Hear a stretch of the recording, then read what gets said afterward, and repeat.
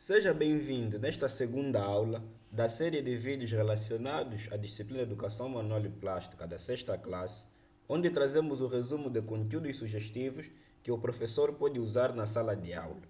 A nossa motivação é auxiliar o professor a ensinar esta disciplina numa abordagem direcionada para a fácil compreensão da matéria por parte dos alunos. Na aula passada falamos sobre o espaço. Continuamos com o mesmo tema, o espaço e a profundidade na paisagem. Contudo, o nosso subtema de hoje é a forma, que podemos encontrar na página 8 do manual fornecido pelo Ministério da Educação de Angola. Para esta aula, traçamos os seguintes objetivos. Para o objetivo geral, permanece aquela do tema, que é conhecer o espaço e a profundidade na paisagem. Já os específicos para esta aula serão definir a forma, classificar a forma e relacionar a forma e o objeto a representar. Aos conteúdos a passar para os alunos temos, primeiro, a definição da forma. A forma é a maneira como uma coisa existe.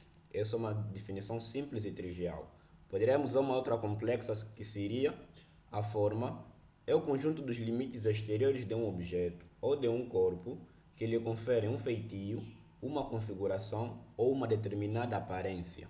Para melhor compreensão da definição, o professor pode utilizar diferentes recursos de ensino, intrínsecos àquelas que fazem parte da sala de aula, como a carteira, a mesa, que o professor pode ir perguntando qual é a estrutura ou qual é a forma delas. Os próprios alunos também podem servir de exemplo de recurso de ensino, porque eles têm uma forma humana. Ou ainda, outros elementos como a lapiseira, os livros, os cadernos e etc. Depende muito da criatividade do próprio professor para fazer com que os alunos compreendam melhor a definição da forma. Quanto à sua classificação, a forma pode ser classificada de duas formas: formas naturais e formas artificiais. As formas naturais são aquelas que encontramos na natureza ou são aquelas que não são criadas pelo homem. Já as formas artificiais vão ser aquelas formas criadas pelo homem. Novamente, apelamos pela criatividade do professor para identificar aqueles elementos que podem servir de exemplo de formas naturais, como animais e plantas, e as formas artificiais, diversos elementos que os alunos conhecem, que foram criadas pelo homem. O parágrafo que vem a seguir é a resposta da quarta questão dos exercícios da página 20 do manual. Diz o seguinte: a forma deve ser encarada na sua totalidade ou globalidade, porque é o elemento que vai nos ajudar a construir e a organizar o espaço e vai ser a base da composição do desenho que vamos fazer ou da mensagem visual que queremos transmitir. Um último parágrafo que pode servir como ponte da consolidação da aula passada sobre o espaço é o seguinte: se quisermos dar a sensação ou a ilusão de realidade, temos que utilizar os elementos de três dimensões, que são o comprimento, a largura e a profundidade. É com essas três dimensões que podemos transmitir a profundidade, que é a ilusão ou a sensação de volume dos objetos no desenho. Para a tarefa ou trabalho prático sugestivo, temos o seguinte: a sugestão 1 encontra-se na página 11 do manual, que pede que os alunos façam uma composição ou um desenho que represente um espaço aberto ou fechado, de acordo com o interesse do próprio aluno.